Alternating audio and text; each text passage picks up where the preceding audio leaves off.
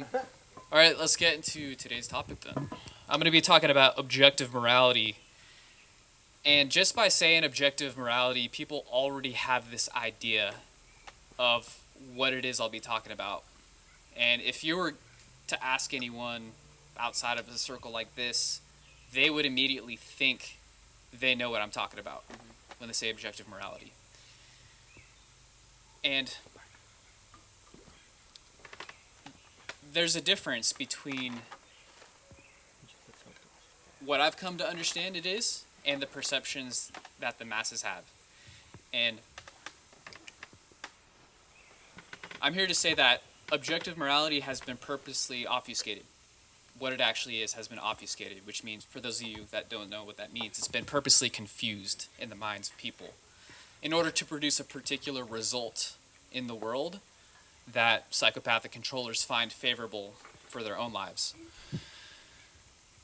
So, for those of you that have studied green language, something interesting that I notice is that if you really think about the phrase objective morality, that phrase consists of the word objective. So what is an objective? An objective is a goal.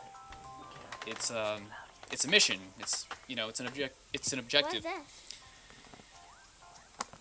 Where's mine? So the way I see objective morality now is when I think about that phrase, I now understand it as being a phrase that is self-describing.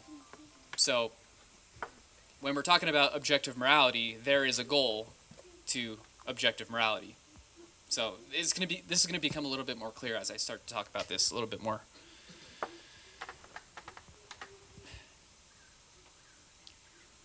So let me put it back to you for a second. Traditionally, when someone brought up the topic of objective morality, what do you typically think of? Right or wrong? Yeah, right and wrong. Ethics. Conscience.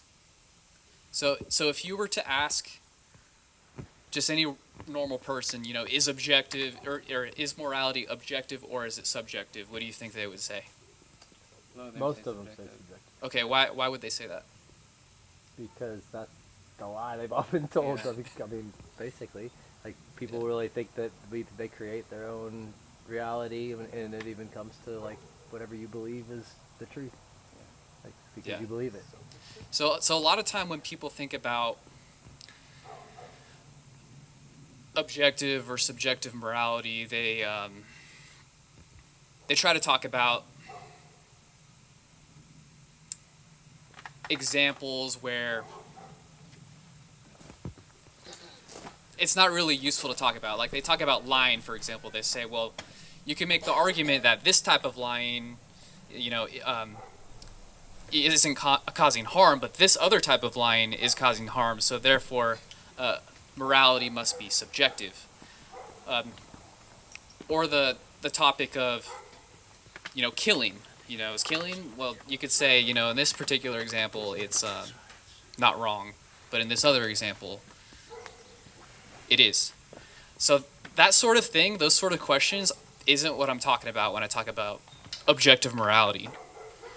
So what the original intention behind objective morality was trying to, my understanding from the mystery schools in ancients, what they're trying to talk about is, what they're trying to express is that there's a certain way of being in the world that produces certain results. And we as humans do not get to decide what type of being in the world produces what result. So objective morality is supposed to describe a particular set of behaviors in the world that lead to the kind of world that we want to live in. So it describes a particular set of behaviors that either lead to a world of order, freedom, and prosperity, or of chaos, slavery, and self-inflicted suffering. That's what the ancients, from my understanding, were trying to talk about when they were talking about objective morality. Now, as you can see, there's a lot of incentive for psychopathic rulers to try to confuse this idea in people's minds because that would serve to their benefit. it would create a world where they end up at the top because they know how things work, and then everyone else in, you know, this pyramid structure that ends up getting created, you know, they end up being subservient to those that are the most knowledgeable about like how objective morality works. And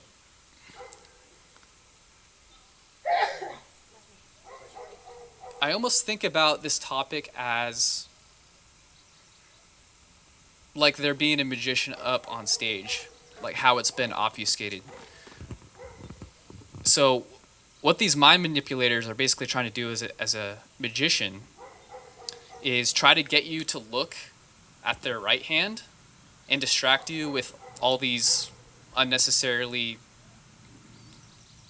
you know, basically these useful types of intellectual conversations that don't add any value to your life. They're trying to distract you with this so that you don't look over here on the left hand to see where the real value is.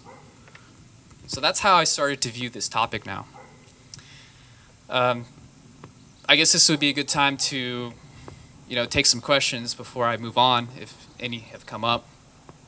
Because this is sort of a new way I'm trying to articulate objective morality to people. It's inherently results oriented. Did you have something? Oh no, that just struck exactly kind of the question that's going to. How do we determine if something is moral or immoral? Yeah. So the easiest way to do that is, the easiest way is to use your common sense after you've taken in enough knowledge, and to do a thought experiment. You know, what would the world look like if everyone behaved this way? You know, would it create a world of order, freedom, and prosperity, or would it end up creating this sort of dog-eat-dog world? You know, where we end up slaves, and those that are the most ruthless and knowledgeable and can manipulate minds end up at the top of the pyramid. So that basically is how you determine whether something is a sort of behavior is good, you know, objectively moral, or not moral. Like, for example, let's take two different types of lying. Like, you can make the argument that if you're told your significant other that she looked good in a dress and didn't look overweight, if everyone did that, you wouldn't create a world of chaos, slavery, and self-inflicted suffering. So that behavior isn't immoral. However, if you were to lie to people about how health works so that they can't make informed decisions as to how to heal themselves if they need to, if you lie about how money works for your own benefit and it causes significant, this is where the non-aggression principle comes into it. So if it causes harm in some way, then that type of lying would fall under the category of something being objectively immoral. I think that's the answer you just said. If it causes harm, like that's how Yeah. you know. That's the answer to his question. How do you know if something's moral? If it causes or non-consensual if it causes harm in some Right. way. I Because this gets a little more convoluted when you introduce contracts into this as well. Sure. Because, for example, sorry about the example, but, you know, if a couple wants to engage in some sort of like S&M, like sadomasochistic type of sexual behavior, and there's an understanding between the two that this is what's going to happen because we're both consenting to it, then there's nothing immoral about that. So that's sort of a way where we put our own law on top of natural law. So it kind of sort of hides natural law a little bit, if you want to think about it. Which is why they fool everybody into giving so much consent for all the bullshit that they Yeah, do, that's why because there's so much out there. So they're not being immoral. Yeah, that's why there's so much out there that's trying to get you to not realize that you're consenting to, you know, through contract. So it's very important to be aware of that. I think Dave had a question first. I was going to ask if you considered describing it to people as result-oriented morality instead of objective morality. Yeah. Because objective morality means, I've been trying to think of how to distinguish between what you mean by objective morality and what everybody else means by objective morality. Results-oriented doesn't.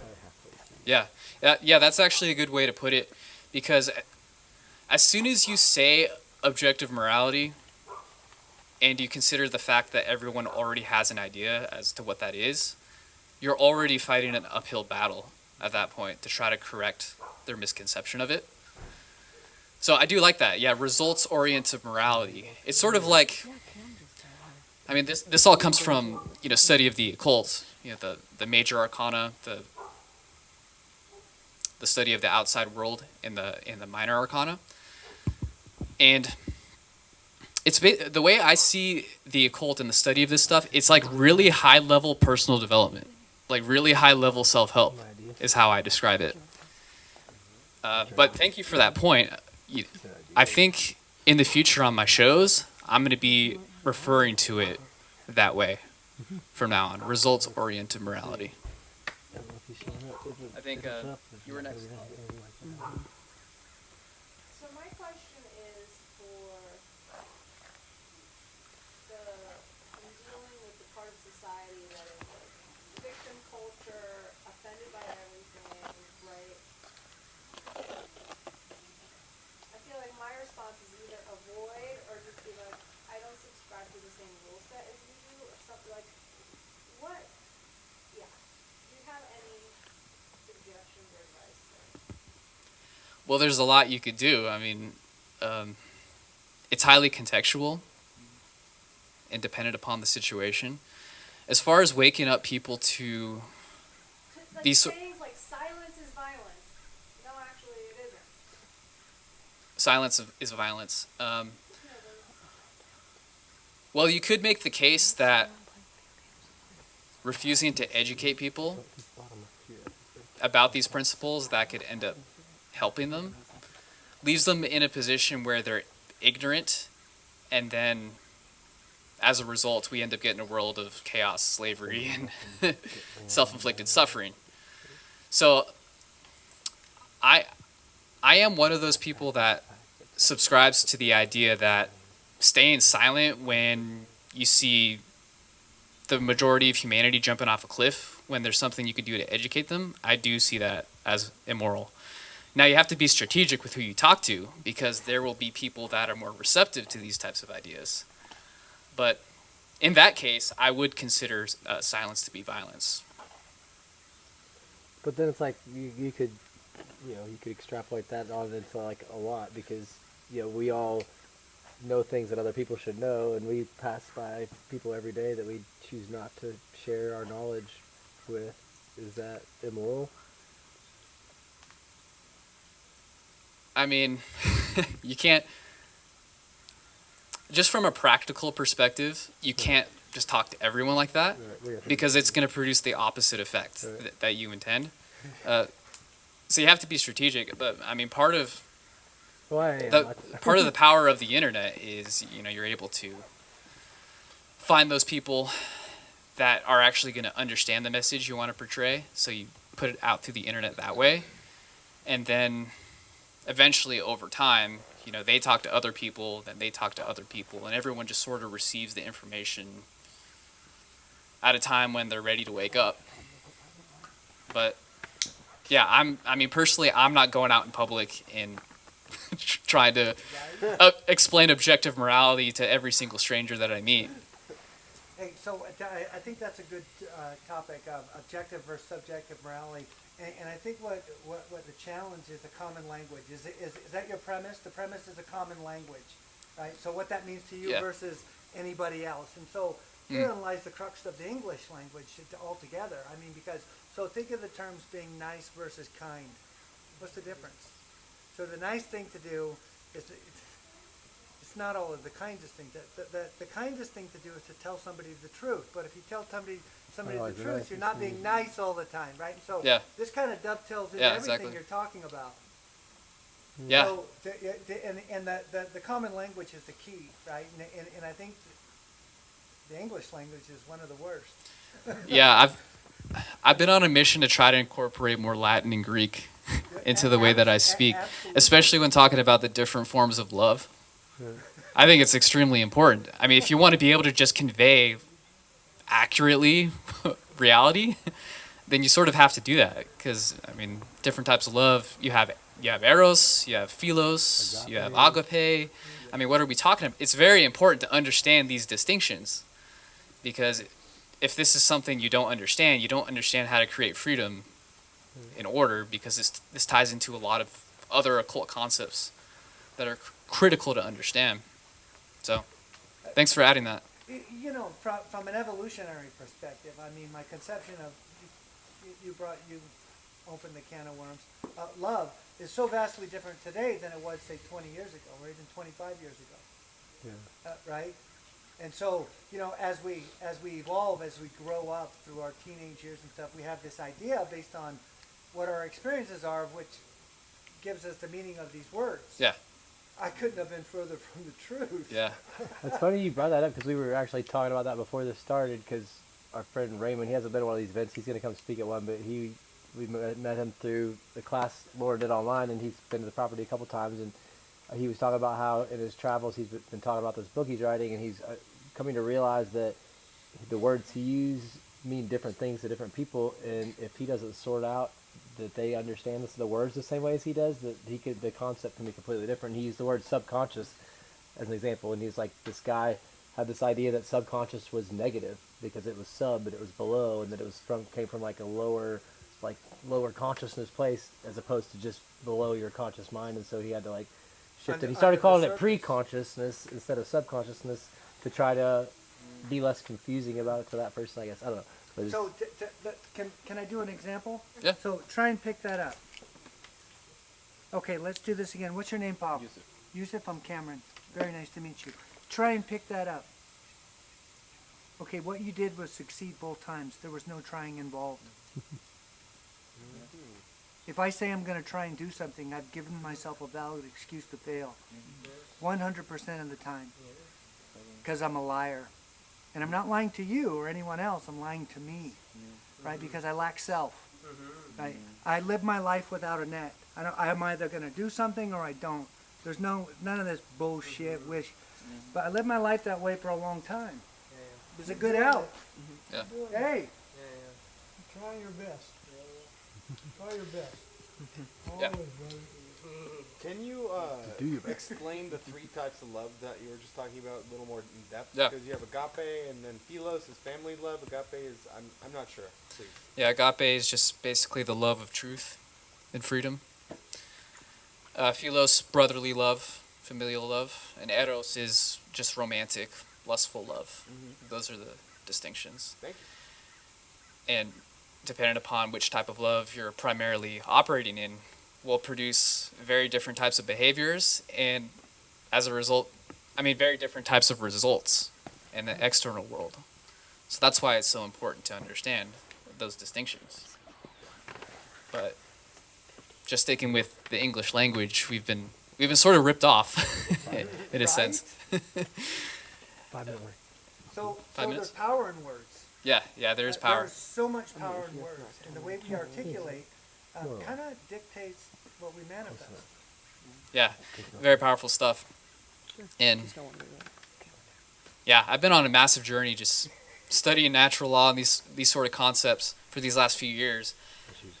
I didn't feel like I truly even had a good grasp on what love actually looks like in the real world, or what evil and good looks like in the real world, until probably about a year ago.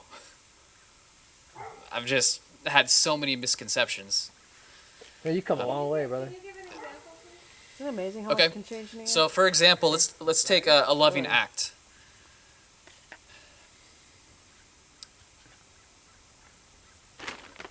Okay.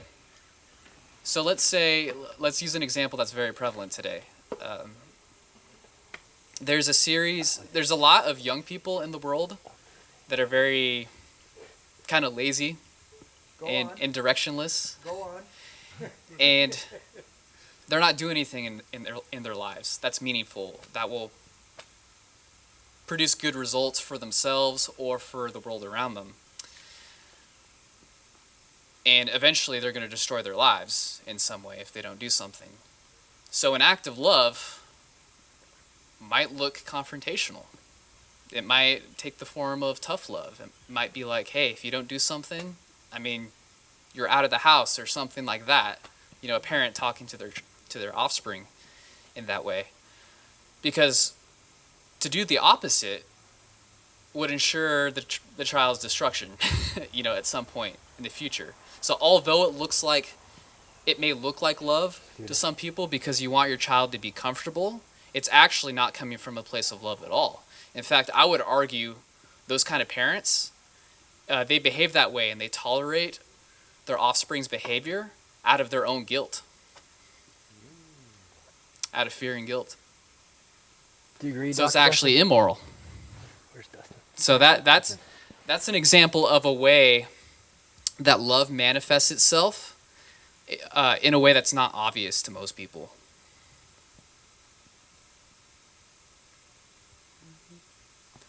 And it's really interesting. Over time, you just start to...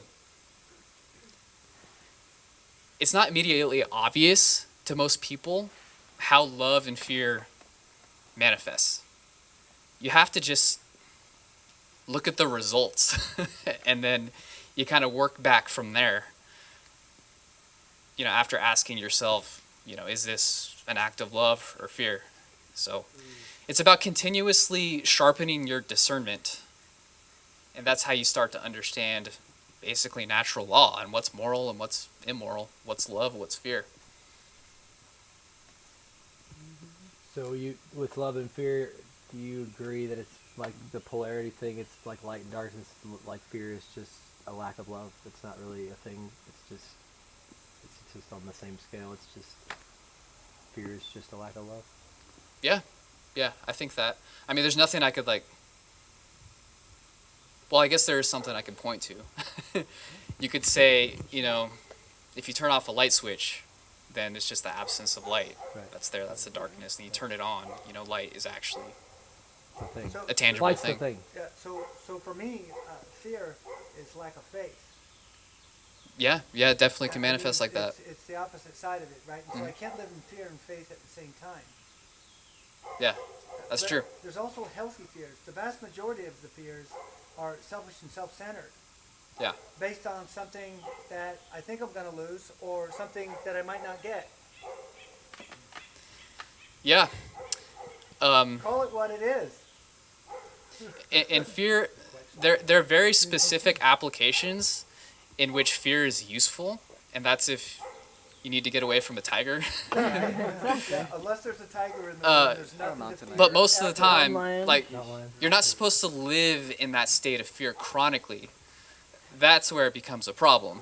But in very specific situations, acute fear to preserve your safety from some sort of predator is absolutely necessary.